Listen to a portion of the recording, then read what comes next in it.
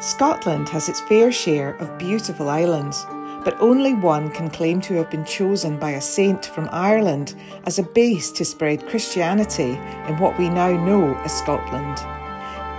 The Isle of Iona in the Inner Hebrides may be small, but it was at the centre of Celtic Christianity in the 6th century and later. Saint Columba, or Columcille as he's known in Gaelic, made the island famous, and because of him, kings chose to be buried here and pilgrims still make the long journey. His incredible story and the legends attached to it are the island story. And we're here on this jewel in the sea to find out more.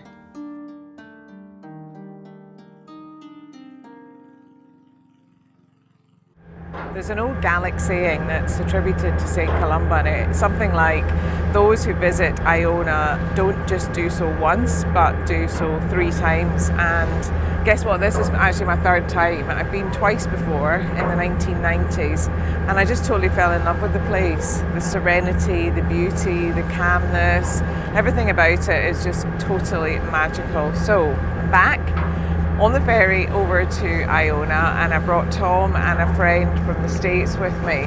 And it's actually quite windy and it's quite rolly and rocky, as you can probably tell. Tom's shuggling about with a camera. But I'd be really interested to find out from them whether they felt the same serenity and calmness as I did when I first visited.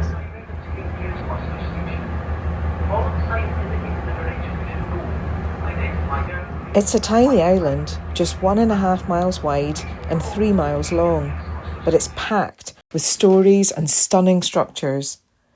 There may only be a population of around 130, but visitor numbers can get as high as 65,000 a year. For thousands of years, many have come on this pilgrimage, walking the same route as we do now, passing the ruins of a 12th century nunnery and St Ronan's Chapel.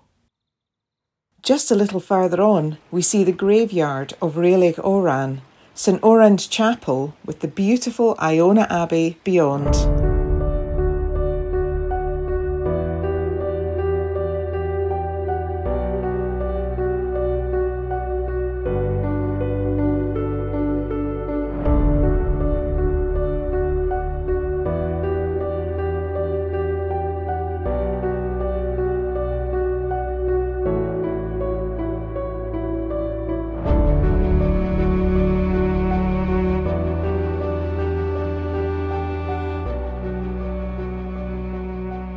This is the building that really beckons you towards it.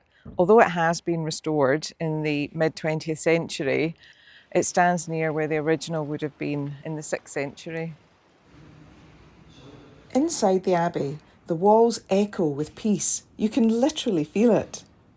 It's still used as a place of worship, with services hosted by the Iona community, formed in 1938. They're responsible for much of the wonderful restoration work that's been meticulously carried out here. Looking around, the architecture is fascinating, and in the cloisters you can see where older meets newer. Some parts remain from the 13th century reconstruction, like the north transept. Just in front of the abbey is St Columba's shrine. It's thought to mark the saint's original burial place, although his bones were removed by monks, fearful of Viking raids to Iona, which began in 795 AD. After Columba's death in 597 AD, Iona gained a reputation as having great wealth. Viking raids began in the hope of plundering some of that wealth. The worst of those raids was in 806 AD, when 68 defenceless monks were murdered right here in Martyrs Bay. Although most of the monks left as a result of these raids, St Columba's monastery survived until the end of the 12th century and was followed by the creation of a Benedictine abbey around 1200. The Protestant Reformation in Scotland of 1560 saw monastic life on Iona ended. The buildings fell into disrepair, but the abbey was rebuilt into what we see today in the mid-20th century. Just outside the abbey, one of the 4 high crosses on the island stands tall and proud at 4.3 metres. Although the nearby St John's Cross is a replica, this one, the St Martin's Cross, is one that the monks of 1200 years ago would have actually walked past. There are other 12th century buildings on Iona, including the nunnery and St Oran's Chapel. The nunnery was where Augustinian nuns once lived, worked and prayed, and is one of the best preserved medieval nunneries in Britain. St Oran's Chapel is the oldest of Iona's surviving buildings, built in the 12th century as a family burial chapel. There are grave slabs around the chapel and a tomb recess. Outside in the Rélig Oran, there are around 150 grave slabs arranged in 2 rows called the Ridge of the Kings and the Ridge of the Chiefs. A survey carried out in 1549 found 48 Scottish kings, 8 Norwegian and 4 Irish kings were buried here.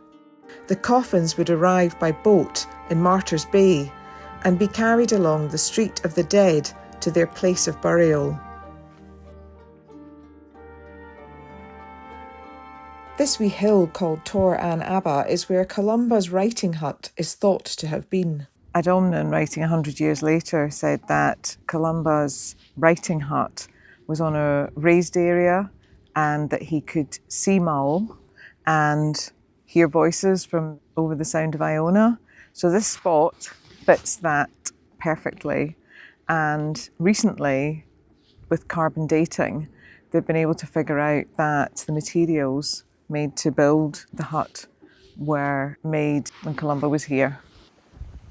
It was from here that Columba would have administered all the activities of the monastery and beyond. These included lots of missionary work, writing hymns and letters, transcribing hundreds of prayers and psalms, as well as all of his diplomatic work. It's quite a thought. If you're visiting, a hike to the wonderfully named Bay at the Back of the Ocean is really worth the walk. There's no mistaking the beauty of this place.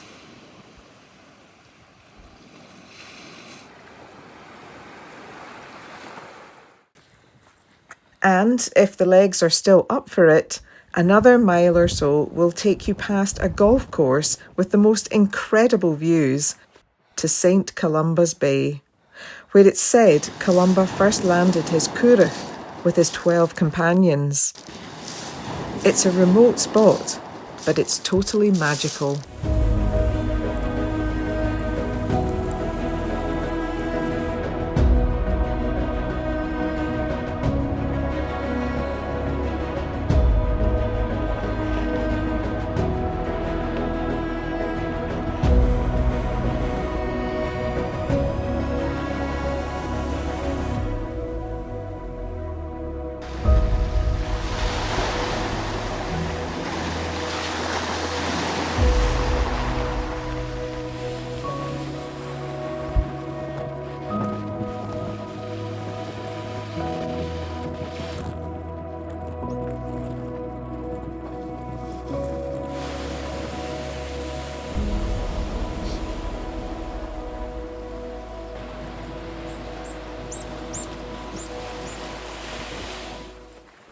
As we head back, I'm keen to find out what my companions thought of Iona and whether they'd found it as magical as I had.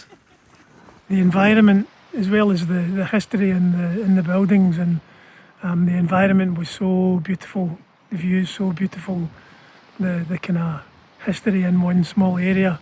Yeah, you could argue there was a bit of a sense of otherworldliness to it. Definitely a very peaceful place. Definitely magical to walk across the island and get to see the coastline, which has a beautiful rocky, pebbly shore that's unlike things I've seen before. So definitely put this on your list of things to see. Obviously, St Columba was here to spread Christianity, But I don't think it matters if you're a Christian, whether you're another religion, whether you have no religion at all. There's something really special, magical and spiritual about Iona that's really quite hard to put your finger on. For me, it's the perfect place to come to reflect and just be at peace. Goodbye to the Isle of Iona, the wee jewel in the ocean, a place that will always be special to me. If you enjoyed this film, please subscribe and share. We do read all the comments, and if you'd like to support us to make more films, then buy us a coffee using the link in the description. To keep up to date with where we're off to next, check out our socials. Thanks for watching Scotland's Best Bits.